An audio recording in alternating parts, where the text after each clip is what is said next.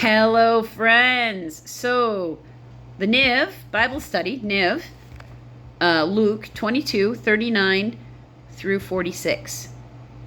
Jesus went out as usual to the Mount of Olives, and his disciples followed him. On reaching that place, he said to them, "Pray that you do not fall into temptation." He withdrew a stone's throw beyond them, knelt down and prayed, "Father, if you are willing, take this cup from me. Yet not my will, but yours be done." An angel from heaven appeared to him and strengthened him, and being in anguish, he prayed more earnestly, and his sweat was like drops of blood falling to the ground. When he rose from prayer and went back to the disciples, he found them asleep, exhausted from sorrow. "Why are you sleeping?" he asked them. "Get up and pray so that you will not fall into temptation." Now, if you've watched any of the any movies or visual, just of this particular part of the story, the Easter story, you usually see him deep in the forest someplace, and he's on his knees and he's praying in earnest. And why wouldn't he be? He knows he's about to be arrested, beaten. I mean, he knows every hit that's about to come. Every blow of every weapon, every strike, every insult, all of it. Because he knew it was going to happen, and he voluntarily sacrificed himself. That's what he's asking there for. Do I have to die, Lord? Does it have to be this way? Is there another way? Isn't there another way? I mean, I want to do your will. I'm going to do your will. I promise. I'm going to do it one way or the other. But spare me from this pain if you can. And he's so anxious of it. And why wouldn't he be? Because he was brutalized, right? And he was so anxious, he was sweating. Sweating.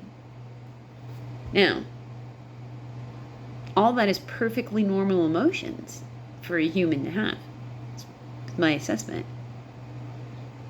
I would be in that state too if it was me. I'm not going to pretend like I'd be in a different state. I have no desire to shuffle off this mortal coil just yet. So I would be, very much so praying exactly the same thing. And yeah, I'd be really upset with my friends if I came back because I'm about to die and I just want them to hang out with me. And can't you just help me feel better? And then you fell asleep. But that sleep is more than one kind of sleep.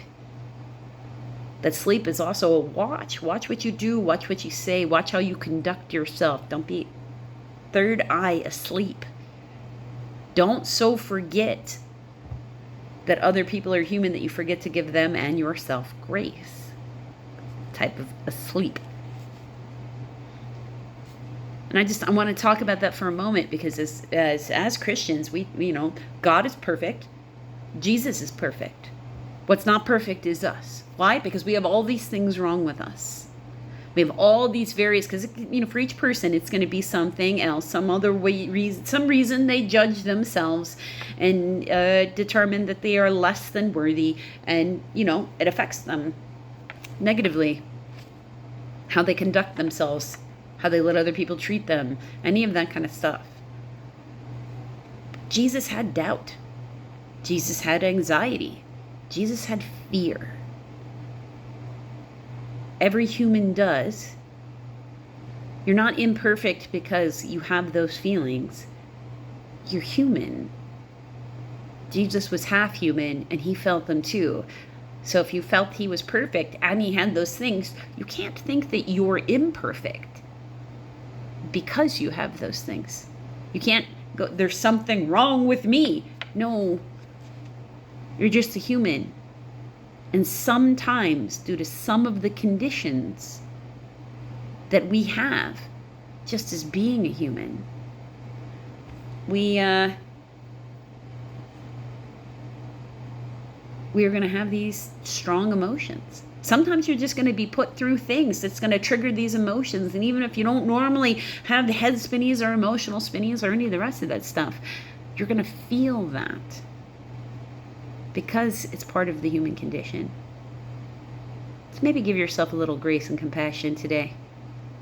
And understand that, if that person that we on earth that we consider to be the closest form, if not completely perfect, depending upon your opinion, because you don't have to share mine, can have those feelings, and it's just okay for you to have them too.